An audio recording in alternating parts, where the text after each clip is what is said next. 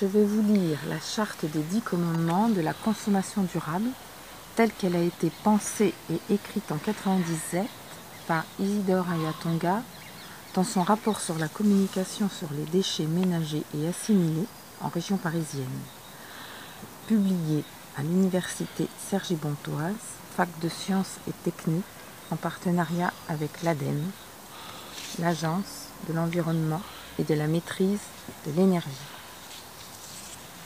Voici les 10 commandements. Le développement durable résulte d'un consensus. Optimiser le rapport économie-écologie afin de laisser aux générations futures un environnement donnant à chaque être le bonheur des potentialités de la vie.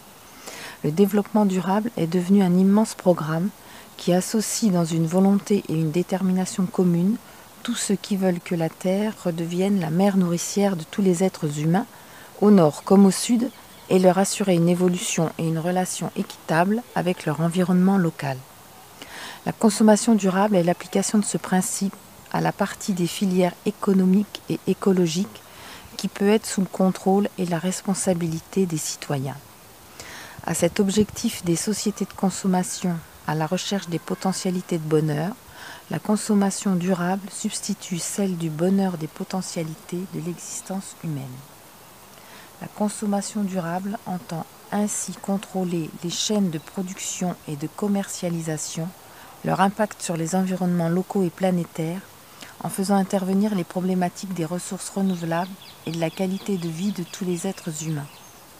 Cette contre-réaction que les consommateurs responsables de leur environnement local et solidaires de la stabilité de l'environnement planétaire constitue un immense pouvoir politique de rénovation des sociétés humaines. Elle procède d'une éthique mondialiste respectueuse de la vie sous toutes ses formes et ses engagements et des identités bioculturelles locales. Elle fonde les concepts et les pratiques d'une nouvelle éco-citoyenneté. La consommation durable se préoccupe prioritairement du ressourcement des produits qu'elle utilise, mais également des concepts que la consommation peut avoir sur la stabilité de l'environnement planétaire.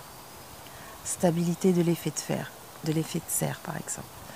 La consommation durable implique la mise en œuvre des 10 impératifs suivants. Premier commandement.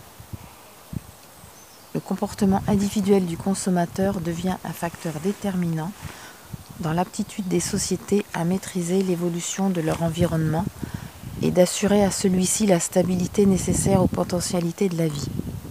Responsabiliser chaque consommateur, lui rendre son pouvoir de citoyen, constitue désormais un élément incontournable de toute politique d'environnement, qu'elle soit locale, départementale et ou provinciale, régionale et planétaire. La consommation durable devient un champ d'application du concept environnemental des années 70, conférence de Stockholm en 72. Agir localement, penser globalement, devenant, faites des gestes utiles pour votre environnement et votre santé, et contribuez au respect du monde vivant et de la planète Terre. 2. La santé des écosystèmes est un des critères de choix du consommateur responsable de son environnement. Le refus des pratiques consommatrices et destructrices des agrosystèmes au profit de rentabilité éphémère. La propriété privée ne constitue plus un droit à détruire un patrimoine que la terre ne prête que pour la transmettre aux générations futures. Au contraire, la propriété privée crée une responsabilité d'entretenir les écosystèmes comme contribution à la stabilité planétaire. Troisième commandement. La santé des individus puise dans l'environnement des ressources décisives pour maîtriser les stress et les inhibitions de la vie quotidienne et maintenir les défenses immunitaires afférentes à celles-ci. La consommation durable limite notamment les pratiques nutritionnelles destructrices de la santé humaine aux indispensables petites gâteries qui laissent à chaque individu le soin d'apprécier la valeur de la prévention des maladies, des cancers et des agressions de l'environnement social. Quatrième commandement, la consommation durable est un élément constructif de la santé des écosystèmes humains. En assurant à chaque auteur producteurs, distributeurs, consommateurs, un positionnement responsable dans la société, la consommation durable donne la priorité au comportement respectueux de l'environnement. De ce fait, elle peut jouer un rôle dans la restructuration des sociétés humaines, du monde rural et des relations nord-sud. Tant les programmes sociaux que les programmes internationaux doivent évaluer la contribution qu'ils peuvent apporter à la consommation durable. Cette aptitude constitue désormais un élément du choix de ceux-ci. 5e commandement. La consommation durable intègre les identités bioculturelles et les savoirs populaires, notamment ceux qui permettent de valoriser les ressources locales renouvelables. Elle établit sous le contrôle des éco-citoyens un lien entre les identités locales, les langages, les outils de communication que les peuples se sont donnés et une éthique universelle procédant de la relation de l'homme avec son environnement.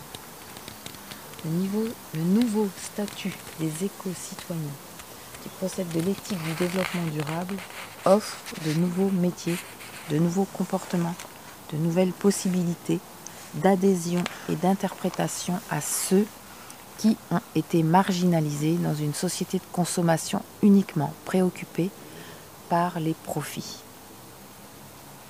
6e commandement. La prise en compte et le respect de la biodiversité constituent un des champs d'application privilégiés de la consommation durable. La promotion des productions locales constitue pour le consommateur un test concernant la valeur des filières de distribution. La consommation durable introduit le concept de production et de marché de proximité des produits frais. La beauté des paysages, des cadres de vie et de proximité intègre cette formidable biodiversité des espèces végétales et animales qui constitue un patrimoine à gérer désormais en bon père de famille. 7e commandement. La maîtrise des flux et des cycles de matière et des éléments constitutifs de la vie. Cycle de l'eau, cycle du carbone, cycle de l'azote, conditionne les pratiques et les choix de la consommation durable. Elle implique des politiques d'économie de la ressource en eau, des technologies propres et d'adaptation des cycles locaux de l'eau aux capacités des écosystèmes. Elle impose de restituer l'eau après usage sous une qualité égale ou supérieure à celle au moment du prélèvement. L'allongement et la diversification des filières de déchets ménagers en vue du réapprovisionnement des ressources, du réemploi dans d'autres filières et la valorisation, compostage pour la matière organique, récupération non polluante de l'énergie, création de nouveaux matériaux, constituent un des fondements de la consommation durable. Le devenir des déchets constitue un des éléments de choix conscient des consommateurs, notamment dans le domaine des emballages. 8e commandement.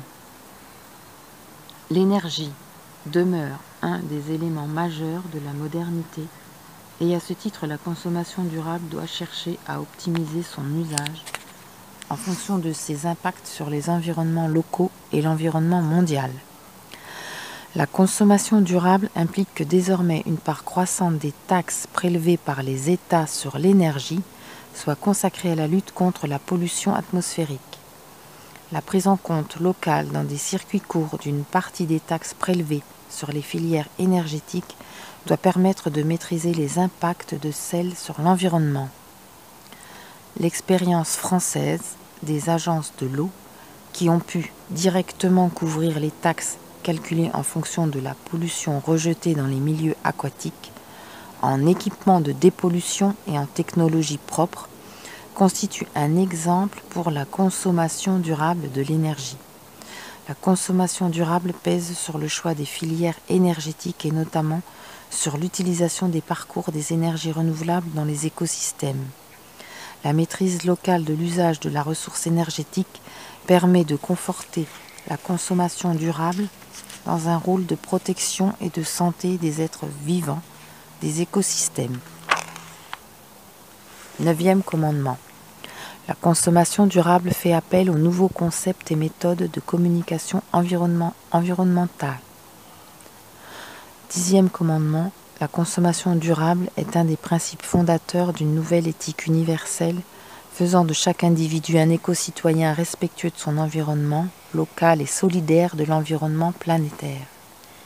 La consommation durable en fonction de l'éthique est une nouvelle éducation civique de l'environnement pour le développement de l'éco-citoyenneté et le renforcement des sociétés démocratiques.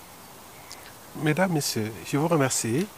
Et donc, bon, vous savez que je suis comme, comment on peut dire ça? Je suis comme un auteur-compositeur. Donc, je sais penser, réfléchir, mais je ne sais pas souvent chanter comme les chanteurs.